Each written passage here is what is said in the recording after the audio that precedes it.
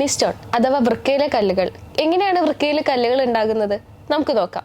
ഞാൻ doctor Jithunath M R, Thrissur elite mission ഹോസ്പിറ്റലിലെ consultant എൻഡോ യൂറോളജിസ്റ്റാണ്. വൃക്കയിലെ കല്ല് എന്ന് വെച്ചാൽ വൃക്കയുടെ അകത്തളങ്ങളിൽ ഉണ്ടാകുന്ന രൂപപ്പെട്ടു വരുന്ന കഠിനമായ മൂലകങ്ങൾ മൂലം ഉണ്ടാകുന്ന കല്ലുകളെയാണ് വൃക്കയിലെ കല്ലുകൾ എന്ന് പറയുന്നത്. എങ്ങനെയാണ് വൃക്കയിലെ കല്ലുകൾ ഉണ്ടാകുന്നത്? വൃക്കയുടെ അകത്ത് ഉണ്ടാകുന്ന തടസ്സങ്ങൾ, വൃക്കയുടെ അകത്ത് ഈ മൂലകങ്ങൾ അടിഞ്ഞുകൂടുക, അവ ഘനീഭവിച്ച് വൃക്കയിലെ കല്ലായി രൂപാന്തരപ്പെടുക എന്നീ തരങ്ങളിലാണ് വൃക്കയിലെ കല്ലുകൾ രൂപാന്തരപ്പെട്ടു വരുന്നത്.